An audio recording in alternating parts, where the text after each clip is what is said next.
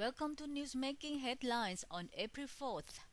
Every time a landslide hits the country, we can't help but have an inkling that it could be none other than us, destructive humans, that are to blame, or at least partly to blame.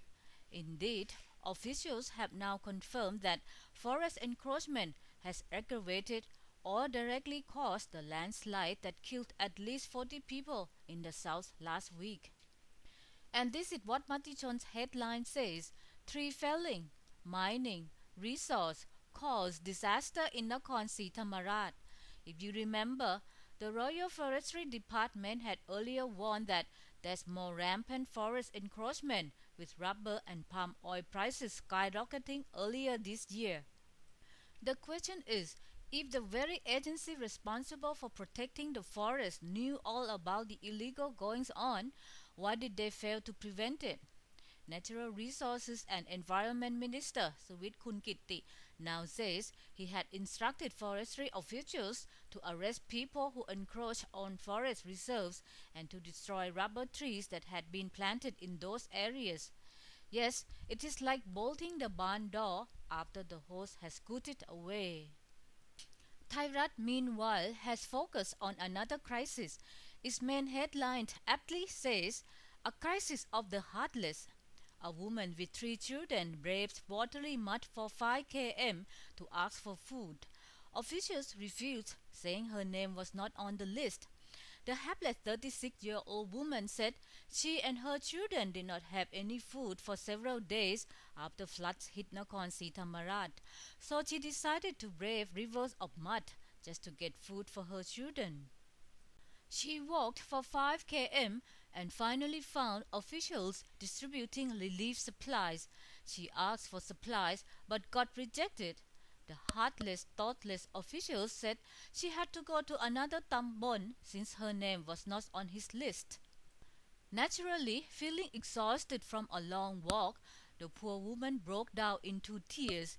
Reporters and onlookers who saw what happened pleaded with the officials to give her food and relief supplies. The official finally came to his senses and yielded to their plea. I, for one, feel he should have been fired on the spot. Stepping into the political arena, an extraordinary quote from Deputy Prime Minister Suthep Thaugsuban has made headlines in several papers. Thai Post says, Thaug says if Thaksin returns home, he will wipe his shoes. Well, responding to Thaksin's tweet pleading with Thais to help him return home by voting for the Pheu Thai party, Suthep mocked him, saying if Thaksin gets to return home, he would put on a suit and tie and wipe Thaksin's shoes. Needless to say, Suthep seems to be confident of a Democrat victory in the upcoming general election.